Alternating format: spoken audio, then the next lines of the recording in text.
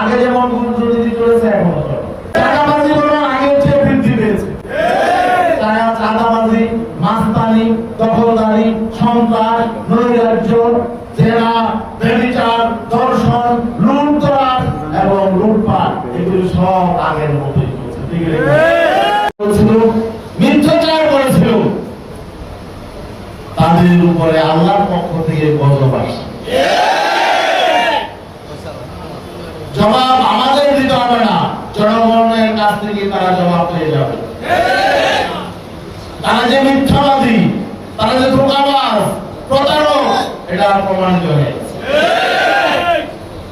আর দুর্ভাগ্যের বিষয় হলো এই 2024-এর অভ্যুত্থানের মধ্য দিয়ে যে প্রত্যাশা জেগে উঠেছিল, বাংলাদেশের মানুষের যে আকাঙ্ক্ষা জন্ম নিয়েছিল, কিন্তু নির্বাচন পরবর্তী তার আসলে মানুষের সে আকাঙ্ক্ষা বাস্তবায়ন হয় নাই, তার প্রতিফলন ঘটে নাই।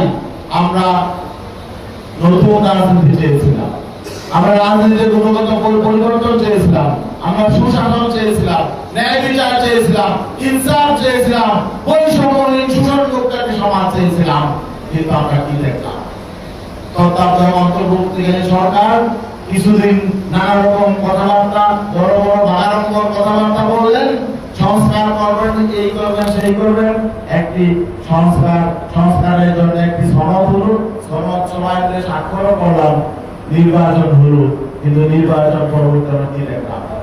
নির্বাচনের পরে একটি সরকার ক্ষমতা এলো, কিন্তু কোনো পরিবর্তন হলো না, কোথাও কোনো পরিবর্তন নেই। তারাও নিজেরা সংশোধন হলো না। ঘুষ দুর্নীতি, এতে কোনো পরিবর্তন নাই। আগে যেমন দুর্নীতি চলেছে এখনো চলে। চাঁদাবাজি বরং আগের চেয়ে বৃদ্ধি পেয়েছে। চাঁদাবাজি, মাস্তানি, দখলদারি, সন্ত্রাস, নৈরাজ্য, জেলা, ব্যভিচার, ধর্ষণ, লুণ্ঠন এবং লুটপাট এগুলো সব আগের মতোই চলছে। ঠিক আছে, তাহলে কেন জুলাইয়ের অভ্যুত্থান এই অবস্থা কেন গেল?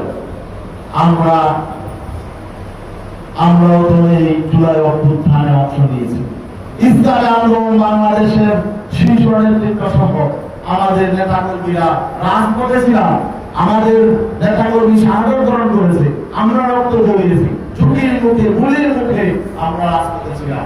কিন্তু আজকে দেখা গেল কি, যে আকাঙ্ক্ষা নিয়ে আমরা এই জুলাই অভ্যুত্থান ঘটিয়েছি, পরিবর্তন ঘটিয়েছি, তা বাস্তবায়ন করবো।